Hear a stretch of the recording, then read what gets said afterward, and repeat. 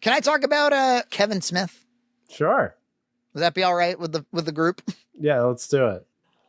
What, me? So, the thing about Kevin Smith is he announces movies and you're not for sure whether or not he'll make them. He puts it as throwing his hat over the fence. As Kennedy once told us in a speech about the Irish kids, in order to motivate themselves, it's a long wall to get to their homes and shit. In order to get there, they'd take their hats off, throw them over the wall, because then that would make them climb over the wall to get to their hats. So that's a motivation technique. I think it's a funding strategy at this point. I think because his name carries some cachet and because he's gotten really creative and successful, actually, with finding smaller outfits to produce $2 to $5 million movies. Like the thing I really found quite fascinating was how optical media doesn't sell anymore. And yet, apparently, Jay and Silent Bob Reboot sold a lot of Blu-rays. And it was enough for Lionsgate to say, let's make Clerks 3 then.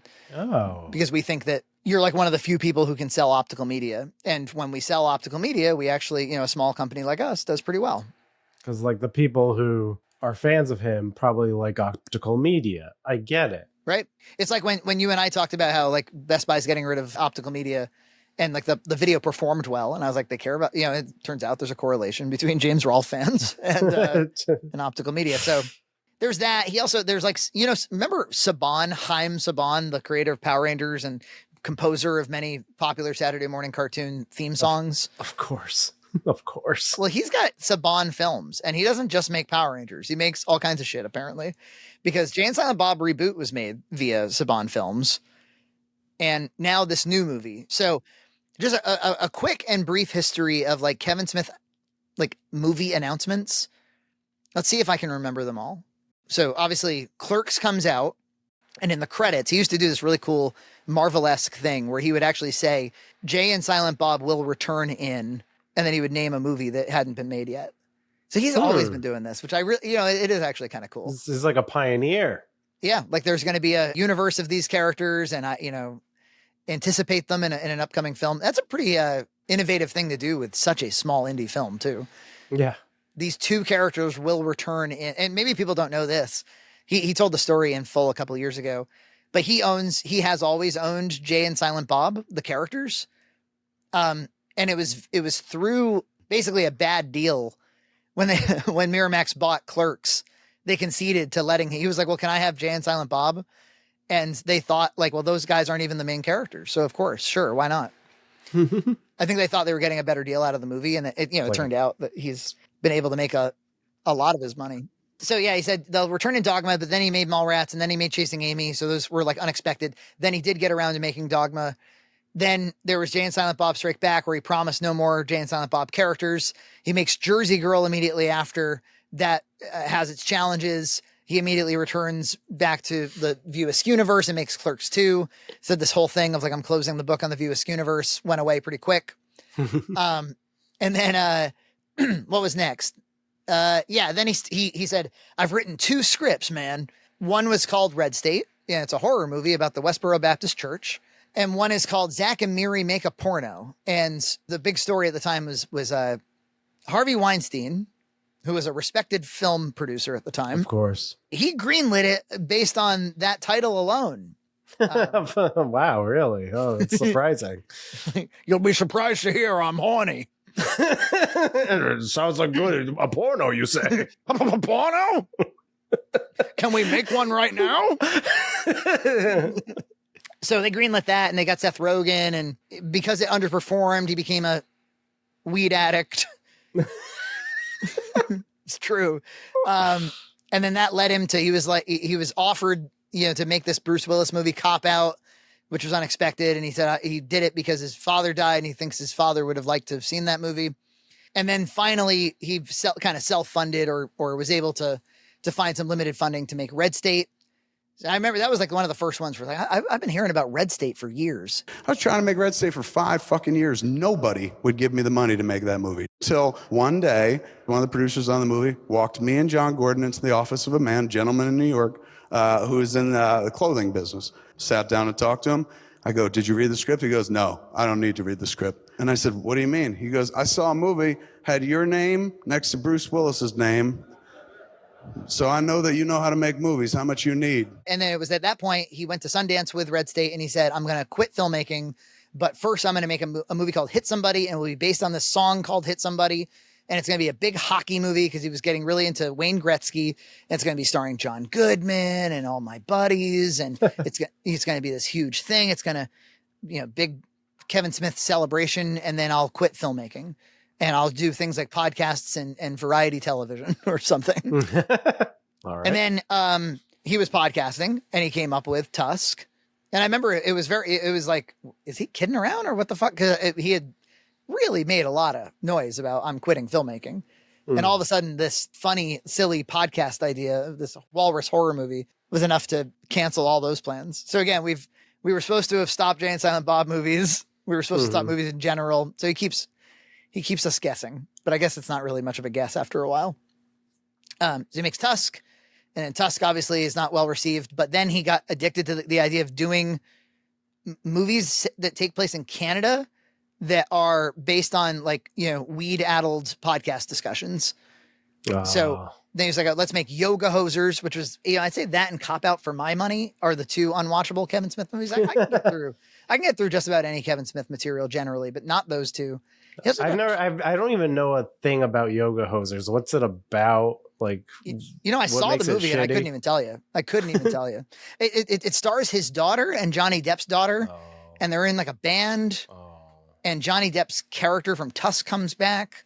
And it's something about like bratwursts, because they do work in a convenience store, the two girls. So there's a little bit of like, it's clerks, but it's girls, but not really. And then like there are bratwurst Nazis, little teeny ones played by Kevin himself in prosthetics. It's just a fucking psychedelic, stupid movie. I mean, it was really bad. I saw it like as a Fathom event or something. And I was impressed by how terrible it was. I really couldn't believe it. Sorry about that.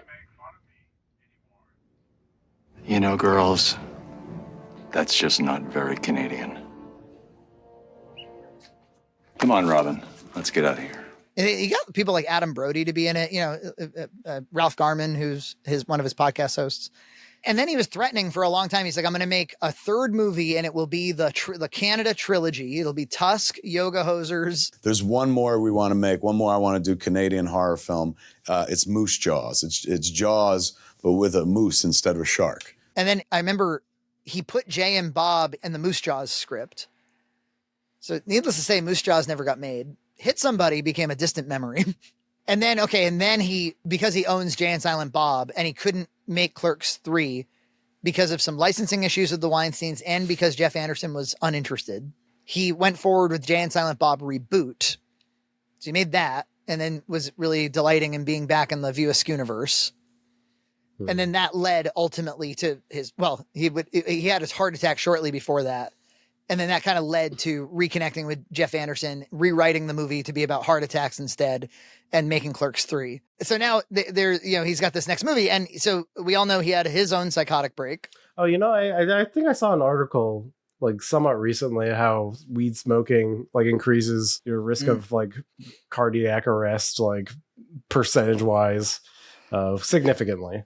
So yeah, well, I hear that makes sense. I hear that strains are far more potent in modern day than they have been historically. And that, like, especially like when you smoke as a teen, it's correlated heavily with like psychotic breaks specifically. So heart disease and psychotic breaks, and he had both of them. So it's pretty harmless stuff. So, anyway, he's had a psychotic break. He's quit his weed smoking. A lot of people lay the weed smoke at his feet as the reason why he kind of became shitty. And I think I agree with that. I agree with it in the sense that it seemed to make him a less critical person. He has a less critical eye. He used to have like discerning taste. He used to tell you about things he didn't like in addition to things that he loved. And so he hasn't been doing it. And part of his, I think, kind of trying to remake his life, which is good for him, was he bought this movie theater in New Jersey. Hell of a time, like right after COVID to buy a movie theater, but he did it. Yes. Geez. like right during the time that like not even a Marvel movie can open really. And I've actually heard him say he's like learning a lot about what people will and won't show up for. And, he was talking about how a lot of new releases just don't get anybody. But like if you screen the original Ghostbusters or something, like people show up. If you screen Back to the Future, people show up. Oh, Back to the Future. Oh God, that's something that hasn't been ruined by a remake yet. Leave it alone. Leave it alone. Don't you touch Michael J. Fox. It does feel like they would have by now, right? Maybe we're out of the woods. You're never really out of the woods. You're never, no one's ever really gone. You're never safe. So he shot, a la Clerks, he shot a movie in his little movie theater, which is pretty cool, actually. Yeah. I mean, it's a good idea. So I didn't know what the movie was about. So there's now a press release. Let's read it. Hey man, it's me, Kevin Smith. I am ecstatic to announce a new film, man. My 16th in 30 fucking years. I'm editorializing a lot. Many thanks to Savan Films and Jordan Monsanto and Destro Films for making it a reality. Saban Films acquires worldwide rights to Kevin Smith's The 430 movie. So the movie is called The 430 movie, which I had to double read it because I was like, wait, this isn't a weed thing, is it? Oh no, it's not 420. No. Saban Films announced today the acquisition of worldwide rights to the upcoming comedy The 430 movie, directed and written by Kevin Smith, set in the summer of 1986, my year. It's the year I was born. You were 85? 85, yeah. The 430 movie is a coming-of-age story about three 16-year-old friends played by Austin Zajur, Nicholas Cirillo, and Reed Northrup. I think Austin is Harley Quinn Smith's boyfriend, the one that played the younger Silent Bob in Clerks 3. He's not very good. Who spend their Saturdays sneaking into movies at the local multiplex. When one of the guys also invites the girl of his dreams, Sienna Agudong, to see the latest comedy, each of the teens will learn something serious about life and love before the credits roll. The cast features an all-star ensemble that includes Ken Jeong, Sam Richardson, Genesis Rodriguez, Justin Long, Jason Lee, Rachel Dratch, Kate McCucci, Adam Pally, Harley Quinn Smith, and Method Man. So a lot of the people that showed up for Clerks 3 and for Jay and Silent Bob Reboot. Set in the mobile phoneless, social media free era of the 80s, Smith shot the 430 movie at his Smodcastle Cinemas in New Jersey, the same movie theater he haunted every weekend when he was a teenager. Smith and his co-owner saved the century-old Atlantic Highlands Bijou from demolition 2 years ago, renaming it after his podcast theater. The 430, and for those who don't know, he in, I don't know, like 2010, around the time that Red State came out, he opened, it was called like the Smod Castle in Los Angeles. And it was I think it seated 50. It was just a little tiny space. And he would podcast all the time there, and he would show like little movies there and stuff. It seemed like it was a cool little project. Oh. The 430 movie marks the second time Saban Films and Kevin Smith worked together, having previously collaborated on Jay and Silent Bob Reboot in 2019. Kevin has been one of the defining voices in American independent cinema for 30 years now. And the 430 movie is like a Valentine to moviegoers from a lifelong film fan that's also acts as his most personal production yet. This is our second of hopefully many movies together. So the Power Rangers people really want to keep working with Kevin. Yeah. Executive producer Zordon. Kevin. You must go to the Smodcastle Cinemas. 3 young people who actually sound just like you are there haunting the theater. An all-star cast, including Method Man. Go, Kevin. Smith will embark on a multi-city national tour this summer with the 430 movie, followed by a nationwide theatrical rollout, and then a bunch of other words. So I don't know. I think it sounds cute. But it's, to Zordon's point. And Zordon does have a point. Yeah, of course. You got to give it this. He's a wise head in the tube. The guy can't do much but watch movies. Watch The Viewing Globe. So he's a total film snob. Before the teens go into his chambers, he has to turn off the movies watching. Hashtag cringe. Kevin Smith released new Smodcastle movie. What if the Nerdrotic YouTube channel was just Zordon? Kevin Smith gone woke. And let the power protect you. Yeah, my fear with this kind of a project, which is very Kevin Smith, and so it's within his wheelhouse. I think that's great. But the characters aren't going to be able to do much but talk, and I have found that his dialogue has always been stylized. It's always been a little bit surreal, a little bit it's not meant to be naturalistic. It's not mumblecore, right? It's it's artful dialogue on purpose, and invented in Clerks. Like the Kevin Smith voice is that kind of Clerks voice, and you see that in Mallrats. You certainly see it in Chasing Amy, but I would say now it could be delivered by young terrible actors. Yeah, that's the thing. Is like, I think by the time you get to Clerks 2, actually, I know a lot of people are fans of Clerks 2, but that was the movie where like Rosario Dawson didn't sound. I mean, she's a great actress, right? And she didn't sound authentic in any way to me. She sounded like a Kevin Smith proxy, and it didn't feel right for the first time. It's okay. Like when Joey Lauren Adams, or probably part of it is just like when he was young and the actors were his contemporaries, and it was the 90s. A lot of things came together to make his work resonate at a point in time, and being 50 some post heart attack in a movie theater post psycho episode. Or psychotic episode. I feel that the authenticity of his voice has, as he's gotten older and richer, and maybe has had like his mental health challenges, has just kind of like declined. I don't feel like I relate to the characters most of the time. So, and this seems like the kind of movie that's meant to be very genuine and authentic, but maybe you can pull it off. Yeah, maybe like, since it's in the 80s, it's obviously when his childhood was, so maybe he can harness some authenticity from that kind of experience, some what do you call autobiographical stuff from it, maybe. Or maybe like part of the movie, I almost guarantee you, like one of the characters has, because he used to tell a story about he worked at like Domino's or Pizza Hut or something, and he quit his job on day one to go see Batman 1989. And so maybe I'm sure there'll be lots of like pop culture references because they're going to go see these movies that everybody is so familiar with. So that there's probably going to be some pop culture member berries in there. He has a chance at making something cool, probably. Yeah, probably not though, but probably not. But we'll see. It's funny because I see what everybody else sees, which is a guy who kind of lost his mojo.